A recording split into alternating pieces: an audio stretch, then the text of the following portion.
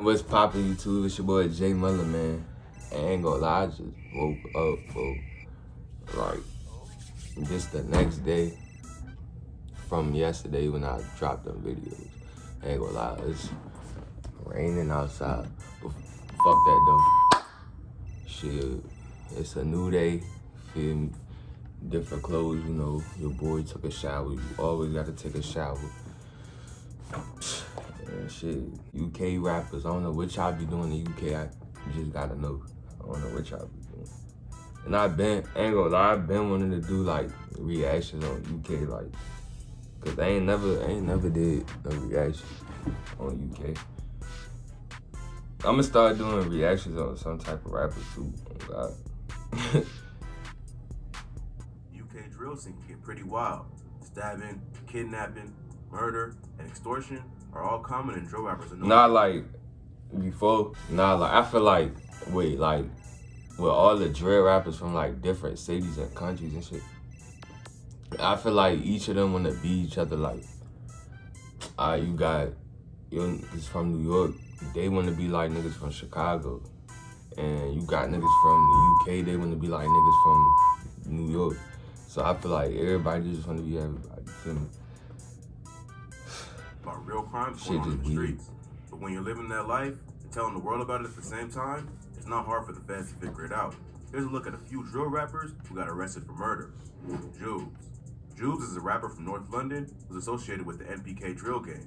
NPK, also known as Sin Squad. Nah, like, nigga, you know how like big they gangs is, but like I be seeing it, I be like, damn, these niggas gangs be like almost national, worldwide. Like they be having like thousands of niggas, bro. Like, it's from the Northumberland Park and Parkland and area.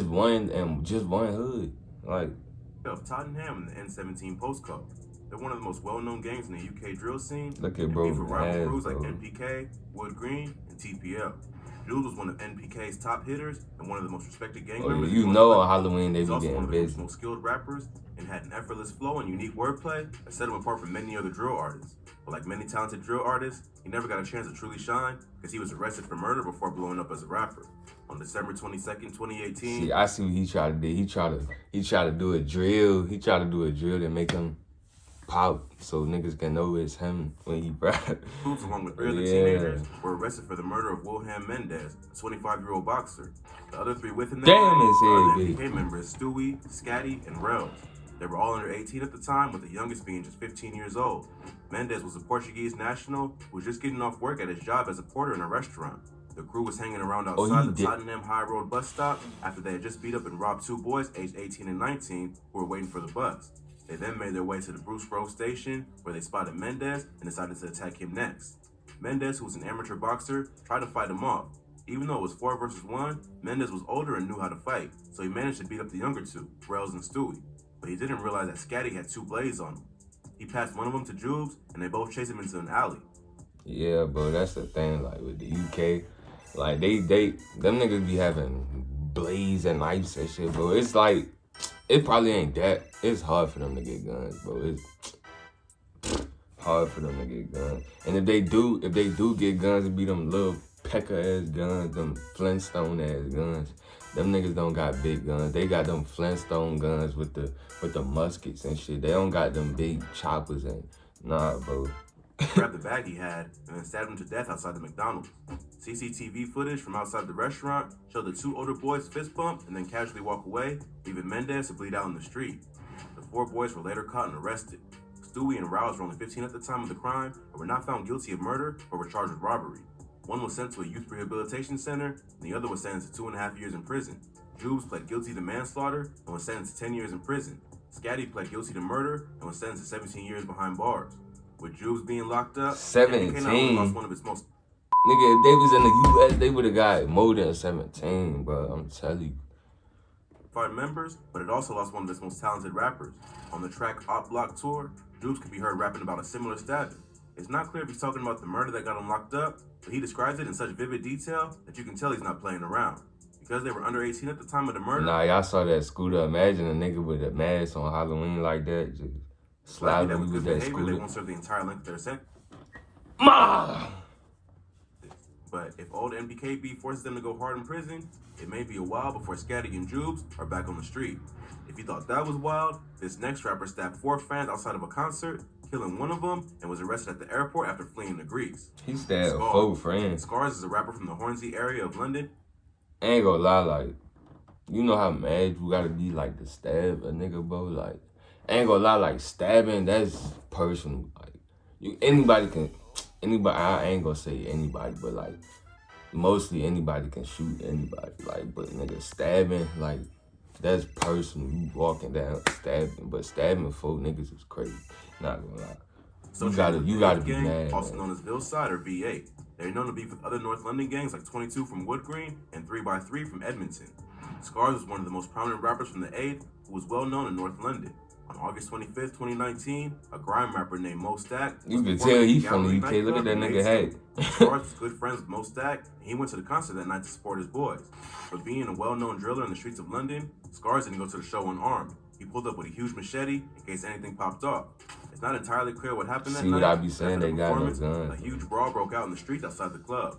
The fight was captured on CCTV footage as well as cell phone video. The video shows punches and kicks being thrown, people being tossed to the ground and jumped, and all kinds of mayhem. At one point, you can see Scars stab a person on the ground a few times with the machete in his hand. And you know he ain't no way. If somebody tell me he alive after that video, I'ma look at you, bro, because ain't no way. The way he stabbed that, run that back. The UK policing can get pretty wild. How the kidnapping, murder, and extortion are all common space. In total, 4 people were stabbed and 1 was killed.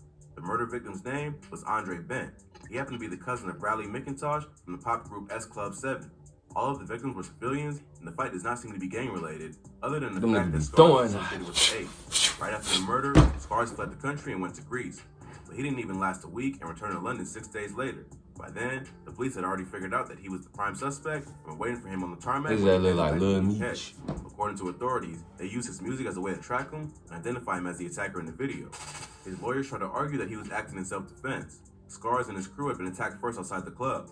2 other knives were later recovered at the crime scene, and according to his defense team, one of his friends had been stabbed leading up to the attack.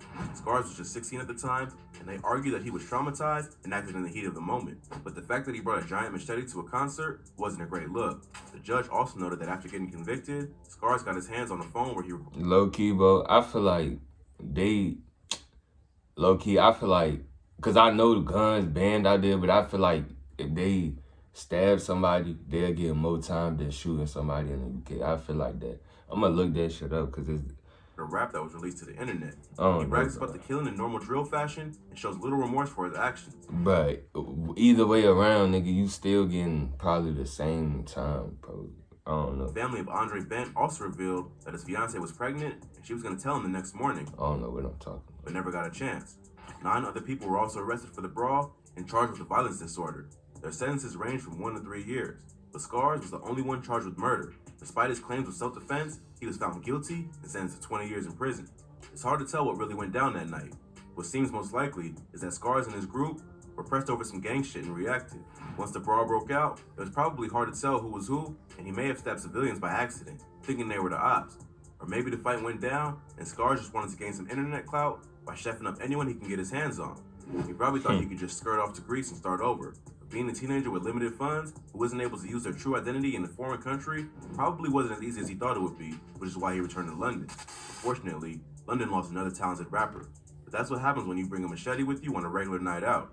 But if you thought that was crazy, these next rappers stabbed a dude to death after a minor argument in a KFC. BD and Dopey. BD and Dopey are 2 artists from South London associated with the RP, or Rappel Park Gang, also known as 67. RP is based in the Rappel Park Estates in the borough of Lambeth. Like, you could go over there to the UK, you don't even know what they saying. You would think they try to disrespect you, bro. You don't even know. You don't even know. They'll probably be trying to set you up, low-key. Like, I don't know. I couldn't trust they. Because you don't understand what they saying, bro. BD and Dopey are 2 rappers associated with RP, known for tracks like Local Shops, where they rap about slashing ops and going hard in the streets. BD even starts up the verse by rapping, "I don't run my mouth, I just swing my shank," which is exactly what ended up getting him a murder charge. On September 10th, 2019, VD and Dopey were with some other dudes from their neighborhood at a KFC on Edgware Road in central London. Another man named Yusuf Beeger, a business student at the nearby City of Westminster College, was meeting his cousin on his lunch break. VP and Dopey were arguing with the girl inside the KFC, and Yusuf and his cousin stepped in to defend her. They argued with the gang for about 30 minutes before the rappers got fed up and stabbed Yusuf to death on the pavement outside. CCTV footage from inside the KFC showed the whole thing go down, plus there were several witnesses. The rappers were quickly... Like, bro, you know how that's gonna feel, bro? Especially when there's like 5 other niggas stabbing you just repeatedly, nigga, and you just feeling it all in your rib. That's worse than getting shot, bro. Arrested and tried at the Old Bailey Court in London. Yusuf was only 17 at the time and had no ties to any gangs. It was just a petty argument that unfortunately led to bloodshed, and an innocent bystander lost his life just because he stood up for a female. It's not clear what sparked the argument or how disrespectful it got. Nigga tried to it was be still a pretty Captain vicious Sabo. attack for something that could have been left as an argument or at most a fist fight. 6 men in total were arrested for the murder. The trial originally started back in March 2020, but was delayed due to coronavirus. It was the first case to come before the court after the break. 3 of the boys in the group were acquitted of the murder, but one was charged. He must ain't been updated on what. He must ain't been updated, bro. Manslaughter, and the other 2 were charged with murder and possession of a deadly weapon. Dopey was one of the group members who were allowed to walk, but VD was not so lucky and was sentenced to life. Rumors that someone in the crew snitched were going around because half of them were acquitted and the other half got hit with pretty harsh sentences. But the whole thing was also captured on camera, so what's more likely is that the prosecutors didn't have enough evidence to convict all 6.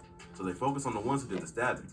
Yusuf's death was pretty senseless and could have been avoided, but in the world of drill, no one is truly safe, not even civilians. Yusuf most likely didn't know what he was getting himself into when he started an argument with a group of active gang members. But if that wasn't crazy enough, these next rappers stabbed an innocent music producer to death in broad daylight after confusing him for an op.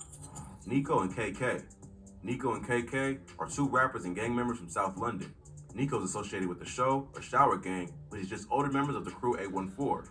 KK is associated with B-Side, also known as 785, a gang based in Bellingham. B-Side and Show 814 are allies and are known to be for groups like Zone 2 and Splash Gang. Nico and KK even appeared together in a track called... Yeah, so like, nigga, that's just like in the U.S., you go over there, you don't even know where you going there. Catch your ass uncut. They ain't playing with your ass. They ain't playing with nobody. They ain't playing with nobody. They did Splash Gang and let them know what will happen if they catch him in public. On February 24, 2017, KK and Nico decided to do a ride-out in South London, the UK street term for going out hunting for ops. They came across a group of Splash Gang members and decided to make a move. First, 2 guys on mopeds rolled up and pointed guns at the group. They turned to run away, but the attackers chased them down and caught the slowest one, stabbing him to death. Hold on, later what revealed that the victim was not a member of Splash Gang, but just an innocent music producer named Dean Pascal, who just happened to be in the area because he was helping his friends shoot the music. But the attackers chased him down and caught the slowest members and decided to make a move. First, 2 guys on mopeds rolled up and pointed guns at the group. They turned to run away, but the attackers chased him down and caught the slowest one, stabbing him to death.